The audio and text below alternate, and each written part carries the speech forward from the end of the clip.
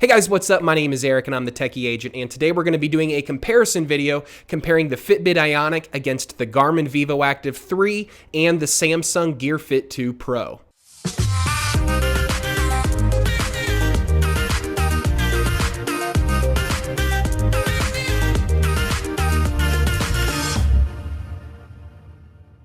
So what I want to do with this comparison video is give you guys kind of a general sense of what each of these fitness trackers offer and figuring out which one might be right for your specific context. This is not going to be an in-depth review of each of these products because I've already done in-depth reviews for all of these products. And if you want to watch those reviews, I'll put links in the description below. Now today is November 1st, 2017, and as of today, if I had to rate the top 3 products on the market, I would give it to these 3 products. I think these are the best 3 fitness wearables under the $300 price point on the market right now. So today we're going to be comparing things like the cost, we're going to be looking at build quality and durability, smart features and music controls and storage, all-day tracking, sports and exercise tracking, heart rate sensor accuracy, GPS accuracy, and external sensor compatibility. So in terms of cost, the first up is the Fitbit Ionic, which rings in right now as of November 1st, 2017 at $300.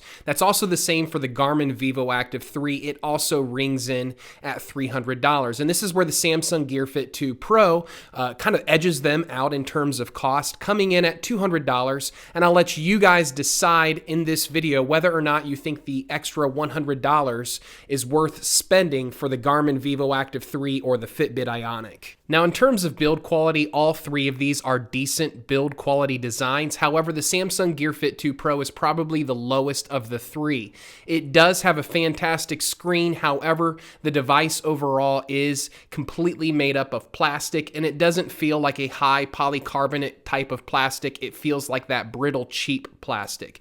Now, again, the screen is beautiful. Samsung has always made beautiful displays, and the Samsung Gear Fit2 Pro is no exception. However, the overall plastic design and build quality here just isn't up to par compared to what we're getting on the other devices. Now, the display and build quality of the Garmin Vivoactive 3 is not going to be as high-end. It's not going to have that, high-nit display that you're going to get from the Fitbit Ionic or the Samsung Gear Fit2 Pro. However, you do get the Gorilla Glass 3 glass on the display or over the display, just the same as the Fitbit Ionic and the Samsung Gear Fit2 Pro. So all of them have quality glass covering up their displays, but the Garmin Vivoactive 3 just does not have the same quality of a display as the other 2. With that being said, the plastics on the Garmin are higher end. They do use a high-end polycarbonate plastic that does tend to hold up a little bit better than the plastics that you're going to get from something like the Samsung Gear Fit2 Pro.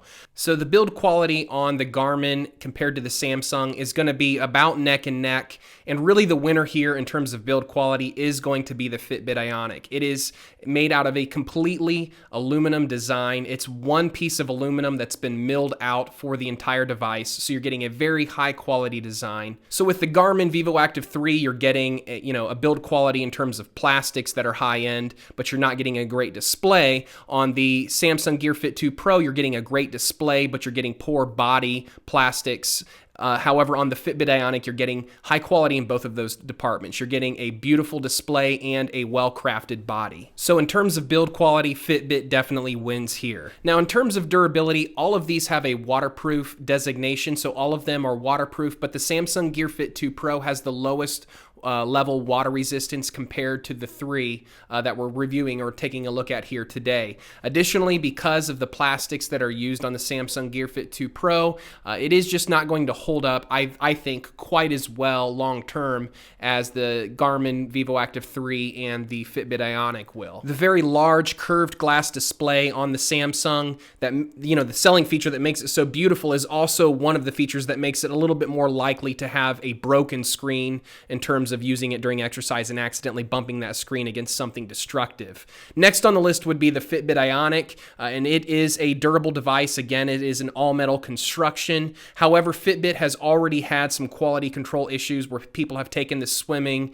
and they've noticed that there's been some leakage and it's destroyed the screen or the device entirely. So Fitbit really needs to get their quality control issues under wraps before I would, say that this is an entirely durable device. Now, in terms of durability, Garmin really does make the hardiest devices on the market. They're not always the most attractive devices on the market, but they're definitely the hardiest. And actually, the plastic design or the polycarbonate design of this watch is in part what makes it so durable in terms of, being resistant against water, but also just impact. So if you really plan on using and abusing your device, the Garmin Vivoactive 3 is probably going to stand up to use and abuse a little bit better than the other two.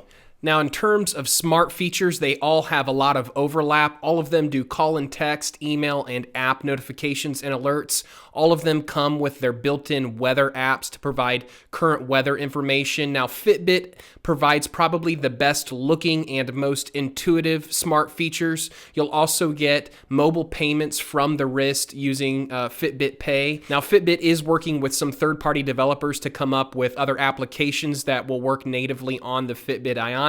However, the number of developers that are actually doing that right now are pretty limited. There's only about 2 or 3 developers that are actually doing that. Additionally, the number of watch faces on the Fitbit Ionic are very limited. You're only going to get about 15 or so watch faces that you can actually use on the Fitbit. They do allow you to customize the color schemes and themes, but again, you're very limited to what you can do in terms of third-party development and watch faces on the Fitbit Ionic. So with the Garmin Vivoactive 3, you're going to get a similar experience as the Fitbit Ionic. It's not going to look quite as pretty or be quite as user-friendly, but you are going to get a weather application on there. You're going to have the ability to do mobile payments at locations that accept NFC wireless payments. The Garmin Connect IQ App Store is going to provide you with way more watch faces for the Vivoactive 3 than any of the other watches that we're comparing here today. So if you really like to customize your watch face experience, the Garmin is definitely beating out the others in terms of that feature. However, in terms of third-party developers, while there are a lot of applications that are available for download from the Connect IQ store, they tend to be not from major developers using fully functional apps. It tends to be, people that have just uploaded their own little applications to make work with this device. Now, if you really want third-party compatibility, the Samsung Gear Fit2 Pro is where it's at. It's compatible with a wide variety of third-party developers and their specific applications, like Under Armour's applications, the Strava application. But that aside, the Samsung Gear Fit2 Pro is also going to be extremely limited in the number of watch faces that you'll be able to get on the device. I think it's even fewer than the Fitbit Ionic. Additionally, the Samsung Gear Fit2 Pro does not offer wireless payments, so it's a little bit behind the game in terms of that smart feature. So, when you compare all of these together, they all have some strengths and weaknesses in terms of smart features. So really, the winner here is going to be determined by whoever the user is, whatever smart features they value the most. Now, looking at music controls and playback and storage, the Garmin Vivoactive 3 is obviously the weakest link. With the Garmin Vivoactive 3, you'll only get the ability to control your phone's music player, but there is not any built-in storage for playing music directly from the wearable itself. The Fitbit Ionic and the Samsung Gear Fit2 Pro both offer the ability to store music directly on the device for playback directly to Bluetooth headphones. Now, if you are a paying Pandora subscriber, the Fitbit Ionic will actually allow you to download playlists and songs from your Pandora account and store those on the device for playback. If you are a Spotify subscriber, the Samsung Gear Fit2 Pro will allow you to do the same. You'll be able to take playlists or songs that you want off of Spotify, save them directly on the device, and those services are available. Both those Pandora and Spotify services are available on those respective devices only if you're a paid subscriber to those services. Now, in terms of all-day tracking, all of these have some similar features, but they each have some distinguishing things as well. So let's go ahead and take a look first at what they have in common, and then look at what differentiates them. So All of them have, this typical metrics you've come to expect, such as counting calories, steps, distance, sleep, and resting heart rate. However, there's a few distinguishing factors. The first being that the Garmin Vivoactive 3 offers heart rate variability measurements, which look at advanced heart rate metrics, and I don't have time to go into all of it, but it can basically tell you if your body is physiologically or psychologically stressed, which is an important health metric to keep tabs on. And this is a feature that the Fitbit Ionic will eventually have, but as of right now, the Garmin Vivoactive 3 is the only one that can actually measure that specific metric. The Fitbit Ionic is differentiated in the sense that it has clearly the best sleep tracking of these three devices. It can actually distinguish between different levels of sleep. That's something the other two can't do. Now, while the Samsung Gear Fit 2 can track all of the basic metrics that we've already discussed, it does not have any distinguishing factor to make it stand out apart from the other two. That being said, if you don't care about heart rate variability or levels of sleep, then the Samsung Gear Fit 2 Pro is definitely a viable choice as well. Now, when it comes to exercise tracking, let's talk about what all of them offer. All of them offer multiple sports profiles, including swimming, cycling, running. All of the stuff that you would want to track is going to be tracked by these devices. They offer a wide variety of sports profiles. They also all have GPS, so you'll be able to track distance-based sports, such as jogging and cycling. And then all of them offer built-in heart rate sensors, so you'll be able to track your active heart rate during those exercises, which will, give you some feedback on how well you're doing, and also it'll help give you an accurate calorie count. But in terms of the sport-specific data, insights, and metrics that these are tracking, the Samsung Gear Fit 2 Pro is clearly the worst. I would say that the Garmin Vivoactive 3 probably provides the deepest insights into each individual exercise. The Fitbit Ionic would be second to that, and then the Samsung Gear Fit 2 Pro would be probably the worst in terms of the insights and data that it provides. Now, in terms of ease of use during exercise, the Fitbit Ionic was the easiest to understand and operate. It was the most intuitive of the three. And then second to that would have been the Samsung Gear Fit 2 Pro. And then probably the least intuitive to use is the Garmin Vivoactive 3. But the Garmin Vivoactive 3 also provides the most insights and customization for, independent exercise. So I would put the Fitbit Ionic and the Garmin Vivoactive 3 as the winners in this category. Now, as far as external sports sensors are concerned, the only one that can pair with external sensors is the Garmin Vivoactive 3. It can pair with both Bluetooth and ANT Plus sensors.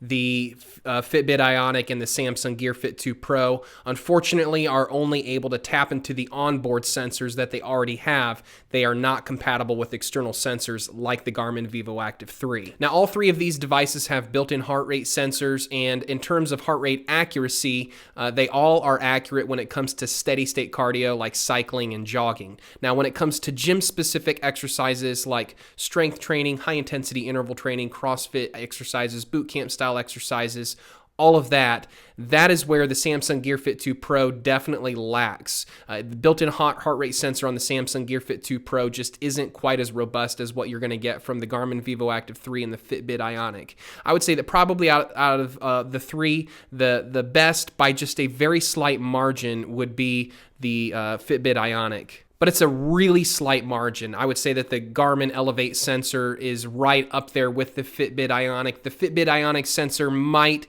just be a slightly better sensor in the sense that it can capture your heart rate just a little bit faster than the Garmin can. But in terms of accuracy, they're both going to be pretty much neck and neck. Now, in terms of GPS accuracy, both the Garmin Vivoactive 3 and the Fitbit Ionic both have GLONASS capabilities, which means that they're going to be able to basically grab a hold of more satellites in comparison to the Samsung Gear Fit 2 Pro. So that means they're going to be a little bit more accurate, or especially in areas that are very remote, or even in areas that are very urban, where you're having tall buildings that might block satellite acquisition. That's where you're going to, get a better result from the Fitbit and from the Garmin over the Samsung. But in terms of what my experience was, I felt that all of them were accurate, and I did not experience any discrepancies in terms of GPS accuracy. So I would recommend all of these as GPS watches. But based on specs alone, the Fitbit Ionic and the Garmin Vivoactive 3 are going to be the better devices.